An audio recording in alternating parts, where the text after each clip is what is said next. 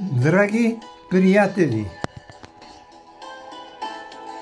написах тези стихове, за да ми напомнят за трудния живот на хората тук и откритието, че този край е отделна вселена по нравственост, красота и трудолюбие. От тук нататък, когато мина с лака през малката ви и подредена гара, ще се помъча да отворя прозореца и да помахам на златната ви река Златица, на водопада Вигора и на вас, прекрасни хора. Защото спомените за това ваше райско кътче никога няма да ме напуснат. Иван Алексиев. На кмета на Зверино с много уважение. Аз си вървя по пътя, тук дето няма път, и с нагоното едва тътря, тук всеки камък ми е скъп. Продължавам да вървя по пътя, той е много каменист, аз няма къде да стъпя върху терена труден и скалист. От тук взех си камъци за спомен, един къс отдавна той отломен, с приятели чувствам се щастлив, готов да опиша всичко аз в стих. Наближаваме водопада и река Златица хубавица. Тук слушахме кмета как разказва, че Зверино е приказка безкрайна. Иван Алексиев, Велик ден.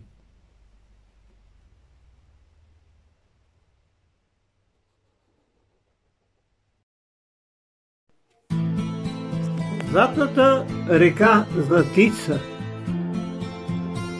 За теб бе, Зверино, и твоите хора от душа и сърце. Преди около седмица, с помощта на приятели, бях на поход из дерето на река Златица край село Зверино, община Мездра. Оказа се, че тя не случайно се именува така. Златната й природа е предразполагала за това и именование. Здравословното ми състояние беше такова, че не позволяваше дълго време да ходя пеша. В случая ми трябваше високо проходима техника и аз се полуших в лицето на кмета на Зверино.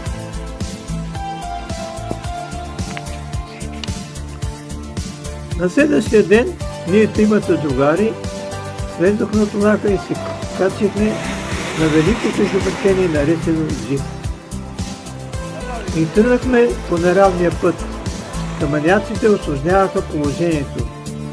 Телата ни подскачаха като футболни топки, главите ни, горките, ту се удряха в тавана на техниката, ту в собствените глави. При всеки брод на реката ние преживявахме поредния апокалипсис. И ето някъде там горе друсането приключи. Джипът спря и настъпи тишина.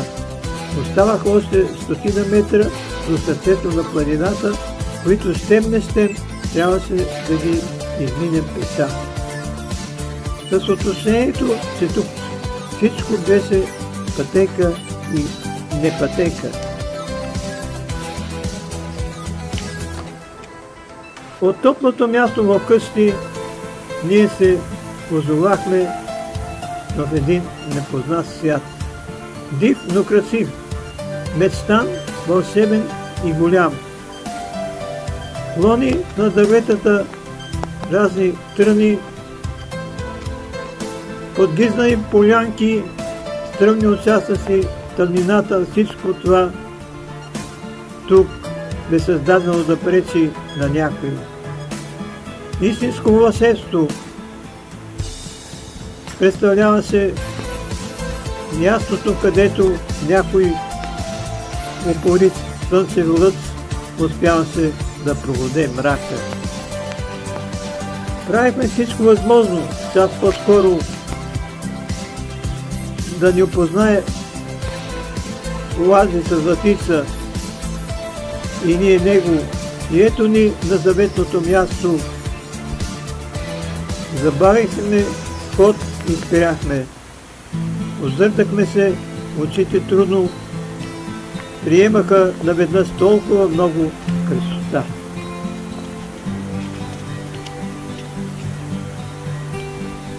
Всичко обяснявахме с Божа работа е това. И кулминацията беше където реката Сенеста влизаше в водопада, в Ада, където никой на никого не вярва. Самотен той няма какво друго да прави, освен да шуми, реве, величае и клокочи. В същото време ние сме на вахта, но проблемът е, че красотата е много и за нея насищане няма. Затова неспокойни са очите, затова възбудени са и ръцете, затова те вече нямат кой да милват, защото тръгваме си ние обратния ни път,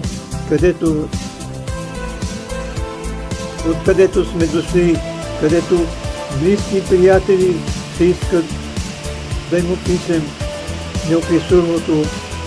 Поклон пред тебе, Златица. Иван Алексиев. Това е моето зверино. Обичам те такова каквото си. Всеки ден ти прекрасно си. Ти по еднив ден ухаеш на цветя. Дори цяр е твоята руса. Теб баща ти е скалиста планина. Теб майка ти е еловата гора.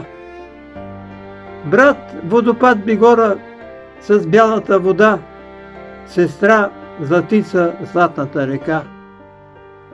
Към теб тръгвам по зарево, когато слънцето си плавнало, в калени стомнички вода да си налея, да отолям жаждата си с водата му студена. Това си ти, село Зверино.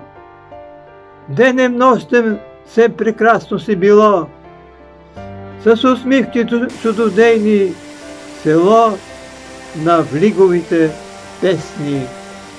Иван Алексиев.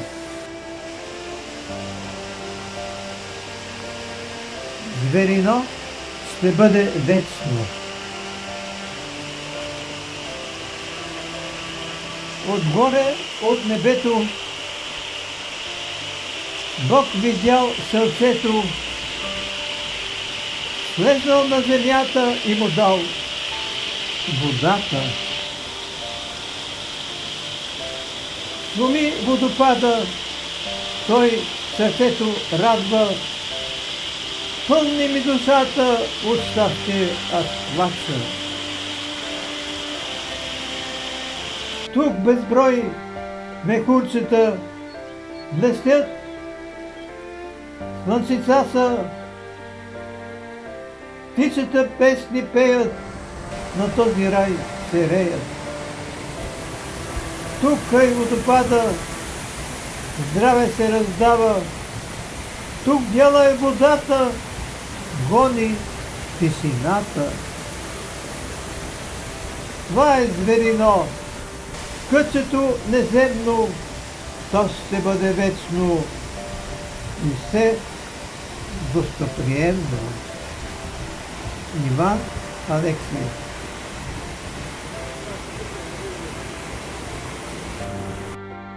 Ще започна с една мъдрост, казана от народа. Тя ми послужи и за началото, за заглавието на стихотворението, което посветих тази сутрин на Иван Алексиев. То дойде някакси без да го очаквам, но явно е плод на любовта, която той всява у хората, благодарение на нежната си душа, която е отразил в своите стихотворения и други произведения. А мисълта срещнах в процеса на създаване на стихотворението и тя гласи: от Калда е Иванда. Народна мъдрост. Иван Алексиев. Един добър човек като ангел ми свети. Един добър човек в света на поетите.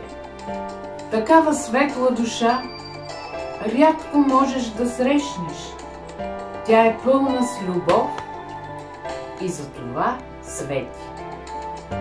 Изтъкан е от светлина, а небето грее в очите му, сини като езера, изкрящи като мечтите му. Светъл и вдъхновен, възпява целия свят, дори на малкото нещо успява да придаде аромат. Това е Иван от Кал, в материалния свят създаден, ала светът в душата му за близките нему е даден. Да му пратим любов и подкрепа и благопожелания много години напред, да ни радва със своите ухания. Искър. Искър е нашата река. Искър е нашата съдба. Той гордостта ни е на нас. Той е всеки ден и всеки час. Искър голяма е река. Придошъл той не е сега. Роден е той за свобода. Ту е кротък, ту ламя. Майка му била планина. Сестра красиво дефиле. Без тях няма да е това рай за душа и за сърце. Иван Алексиев.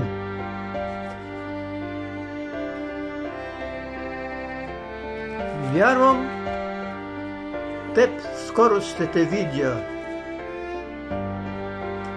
Ще дойде ден да те намеря.